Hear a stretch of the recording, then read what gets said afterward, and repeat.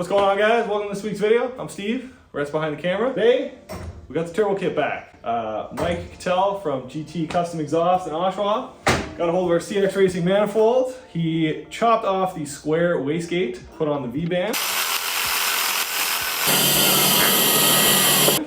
And then we have permanently modified this thing T4 to V-band for our turbo. We got this flange welded on there, so now it's just a bolt-on affair with a V-band, no gaskets, no BS. So today, because we got all these parts back, we're going to be throwing them on the Mustang, kind of mocking it up, making sure everything fits with the modifications that Mike has done. Plumbing an oil line, plumbing a drain, maybe firing it up and getting this thing ready to send to Mike's for downpipe fab, charge pipe fab, and intake modifications. So hopefully it's gonna make some noise by the end of this, but we're just gonna be fitting up some parts. I think he did a great job with all this stuff. I've never built AN lines, so oh my god, this thing is stiff.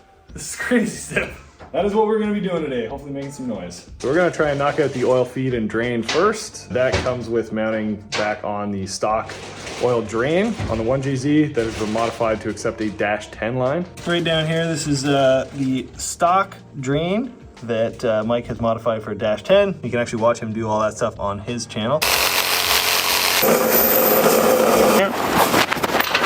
I, like a dummy, threw away the gasket, so this is just for mock-up purposes only. Now we are going to steal some stuff off of Rhett's turbo because I ordered the wrong parts for oil drain. Yeah, so we got the oil drain in there now, and we're going to be converting the factory turbo feed line from this old banjo bolt down to a AN-3 line. These are like weird BSPT fittings. I can't honestly recall what the factory 1J is, but this converts it to -3. It'll be somewhere down on there, so we got the drain, now we got to do the feed, and the feed is located just kind of like right under the thermostat in here. So it's not like a super special spot. You can see that little hole on the block right there. So we're gonna convert that guy to a -3. So just hand tighten it for now, but that'll give us something to run the feed line to. So we got our feed and our drain set up, which is sweet. So we just put 145 on the drain just to see where we needed to be.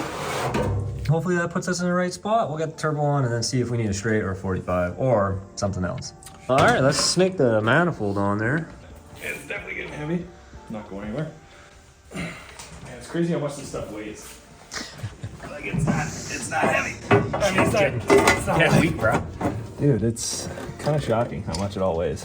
How's that gate doing? So this is actually facing right down, so I'd probably just clock it like that. We got down there. Yeah, you can kind of barely see it. Yeah, so clearly this is gonna have to be moved around, but overall this is nice and it's gonna have a lot of area just to... It's honestly got a ton of space. Yeah, which... Good old Mustang things. Is really nice. So, we should probably hook up our oil feed, just kind of snake it out under here. I say we put the turbo on and just see where it needs to go. Heavy. She's a big old unit with the turbo skin in there. I'll try and snake it through the first runner. Yeah. Just poke her in. That's what she said! This guy. There we go. Oh yeah, we got tons of... Lot of line. Yeah, actually. Sounds like we got some cutting to do. All right, so we got the line all marked. Hopefully that does it. You'll find out in a second. Wrap this a ton with electrical tape and then use a grinder and cut it. Hopefully it makes a nice little cut and then push and twist this bad boy on. Safety first, boys. Has a good workbench. Cut on ground. I want to throw the sparks all over the car. Yeah, that's how that goes. All right, safety first, boys.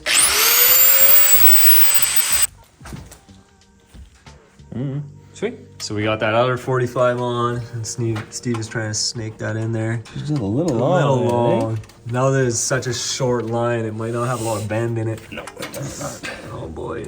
I don't know what, I think it's probably better to put on the turbo side first. Let's try. Yeah, almost. Dude, to take this apart to cut off like 2 mil would suck. Because we're a bunch of dummies, it is slightly too long, so we're going again. It's the first time I've ever had this problem in my life. You would have done the same, you just didn't think of it first. What are those? Bro, these are keeping my feet warm, man. It's cold. That's true. All right, 8th time's the charm. Just a little flexy. I guess, I don't know. I got my short line on now. Really a tough break, eh? I mean, it's on there, but it's not happy. Oh yeah, we gotta cut it again. It's just like so cockeyed. Oh yeah, buddy. All right, so we got this cardboard just to make sure we don't black out the rest of the car, but yeah.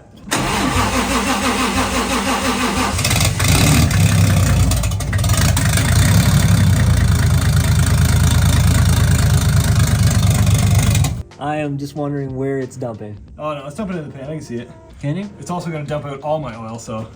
True. Yeah, it's probably not a good idea to have just an open orifice of oil. Cool. Well, we did it. That's works, kind of. We made it way shittier. It's way worse. Yeah, does it run? No. No. Well, yeah, but. Does it look cool? Kinda. So we still need to work the drain line out.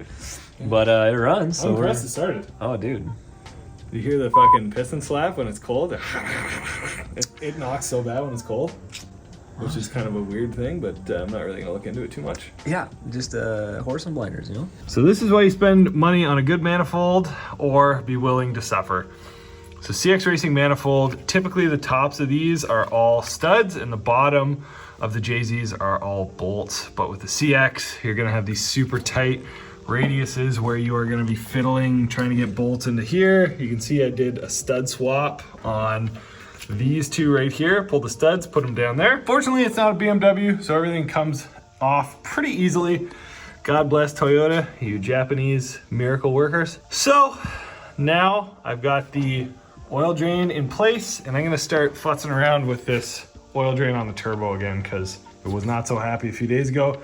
We're gonna cut, put it in, take it out, you know, just try and mess around with it. So now that we got the manifold on, nice and tight, wastegate's on, we figured out our oil drain, got a temporary feed. We've kind of done everything that we can do for this thing, which means it's time to take the mistake to the dart ripping, crock rocking, dime stacking, fab dad, Mr. Michael Catel himself. We're gonna load up the mistake now. Gotta slap the turbo back on it, put a few bits and bobs in there, and get ready to tow it back up to his place so he can finish intake, charge pipe, downpipe, done. After that, all we're gonna need to do is a fuel system and this thing is ready to hit the dyno, but I gotta put this turbo back on it because I got turbos for days here on the bench. There's quite a few of them. So put this guy back on, load up some parts, V-bands, everything I got, hit it on the trailer, and we gotta go back up to Mikey's house. Got the oil drain hooked up. Had to do the old support the turb ski, screw it in, but we're good now. I got my gasket from Toyota. Shout out to Toyota for still making 1JZ and 2JZ oil drain gaskets for rear sump motors. That is sick. So I got all my bolts cranked down. Let's hear it bark.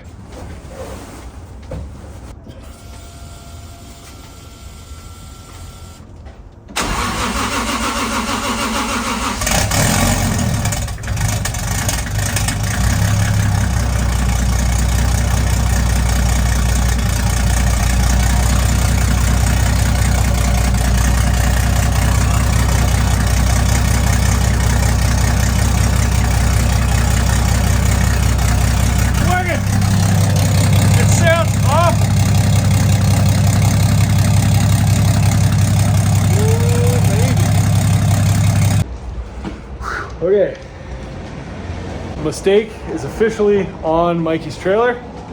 That is a rigmarole to try and get a car that doesn't car so well onto a trailer. That took probably about an hour. But we're loaded up, we're ready to rip. And she looks good on a trailer. So this is gonna be the first time towing with my 2024 Duramax 1500. I'm gonna say the trailer is 2,000 pounds, and for round numbers, we're gonna call the car 3,000, even though it's probably somewhere in the middle. But we got about 100K to tow this thing. Let's get after it. So once the mistake was dropped off at Mike's fab shop, it was basically in God's hands. Just left it with Mike and said, make it work, make it sick, and I trust him. If you've ever met Mike or you've ever had the pleasure of being to his shop, it is the thing that dreams are made of. Beautiful shop out in the country with some of the craziest cars hanging around. So the mistake was definitely in good hands. Mike and his buddy Matt, who run his YouTube channel, I left them to their own devices just because I wanted them to get the content. While it was there, Mike chopped off my old smashed exhaust that a Tim Hortons manhole cover destroyed, fabbed up a beautiful downpipe. I did take a pretty good beating for my giant wastegate, but all in all, this thing is looking super sick. He even had some leftover titanium to fab up an intake pipe into the turbo. So once again, Mikey has done his beautiful work, and if you want to follow along and watch the process take place, you can all find it on his YouTube channel. It is a couple weeks later. The mistake is back at my house. I've got a mustache, but I've also got a fully fabricated turbo kit. So I don't really film too much up there because obviously I want his YouTube channel to get off the ground. So let's take a look at some of the fabricated sickness that Mike has so very generously blessed the mistake with. I would never play.